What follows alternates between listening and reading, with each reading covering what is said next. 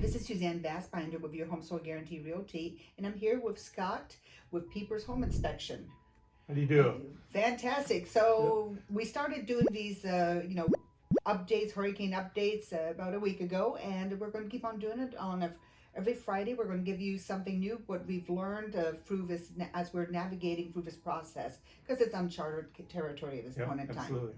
So we just came back from our Master Networks group, and we had the opportunity to sit down and also talk to Inge with our Chapman Insurance, and she had some insight that she shared with us, and how we all kind of work together through this federal disaster. Yeah, it actually is a federal disaster. So, Scott, what did you find interesting today? So the discussion kind of turned around whether you claim or whether you don't claim.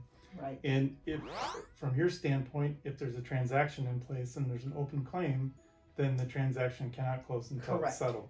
Correct.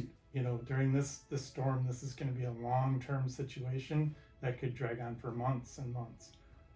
The other side is if you're worried about putting a claim in because your insurance rates go up, that's not going to be a situation because this is an act of God. Correct. Yes, and that's what she said. She made sure that we let people know that if you've got major damage, please put in a claim. It's not going to, you're not going to drop you or do anything like that because this was an act of God. Now, one of the things that I did notice, and I've had several people contact me about this, and they're thinking about selling, but they have an open claim. So what we're telling them is, let's see exactly what the adjuster is saying, what is covered, what is not covered. And one of the things that they can do is they can actually escrow the money. And as long as there's close out the claim, escrow the money for the repairs, and then they get done, because roofers are about 3, 4, 5 months out, depending on, that's on shingles. And if you're wanting specific tiles or anything like that, it could be more than a year. So the title company can hold on to these funds and get dispersed after the fact.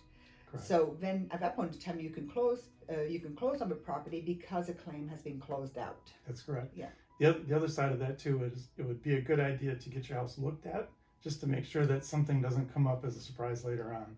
Right. Definitely we can do an inspection and give you a report that would show, storm damage or the current condition of the house beforehand, just to protect the seller in this case. Exactly, and we really suggest that. And one of the things that we're really encouraging our sellers to do is to get their certified pre-owned home inspection. Yep. Because at that point in time, you have gone through that home, you know exactly. I mean, even if a piece of insulation has moved up in the attic, you can pinpoint any deficiencies or anything like that that's major that will affect the value of a property versus, a screen blown out, that's nothing. Right. Fence down, we kind of expect that. It's I don't think there's one vinyl fence that's intact. And one of the other things that I thought really interesting is Inge's company was on 60 Minutes a few weeks ago, and they noticed that only 18% of the homes in Lee and Charlotte County actually flooded. Right. And I thought it was a lot higher than that, but that's what the number was. Yeah, it does seem low with the water that we did have. So, right. But definitely now is the time if you're looking for a home to be able to see where the homes did flood and where they didn't flood. Right. So, this is a really good time to pick your area if you're looking Yes, in the exactly. area. It's yes, you can see a lot of homes with blue tarps and things like that, but that's nothing compared to the flood, because you personally have gone through a flood. I did. And tell us again how bad it is. It's just terrible. It is just an absolute mess. And, basically takes the whole house. So there's nothing left in the house. Mm-hmm. We have to, take everything out. Our drywall's cut at 4 feet.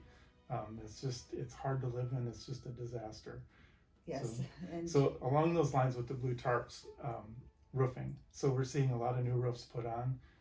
I encourage everybody to do this the correct way, to get it permitted. Use a reputable local contractor. We've seen some roofs go on in the neighborhood that were way too fast. Mm-hmm. So they weren't permitted. There's no way they were inspected. Again, from an insurance standpoint, when that house sells, it's going to have a wind mitigation and a 4-point. And the data that we get from that is from the permitting. Yeah. So the house could sell with a brand new roof, but it could only get credit for a 10-year-old roof. And the insurance rates are going to be kind of they're going to be sky high. Yeah, especially sky high. now. Yeah, exactly. Yeah. And one of the things that we've noticed is when after Hurricane Charlie hit, and there was a lot of, we called them Charlie roofs, Yes. because and Wilma, it was the year after, and people were just slapping them on there without taking a permit. Yes, you can work on your own home legally, but it's going to cost you in the long run. So Yeah.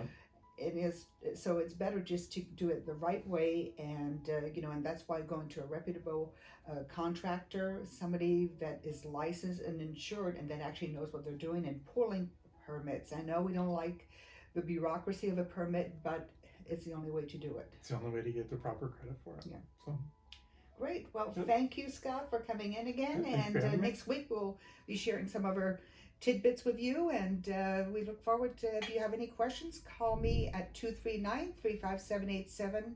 And Scott? 239-776-9261.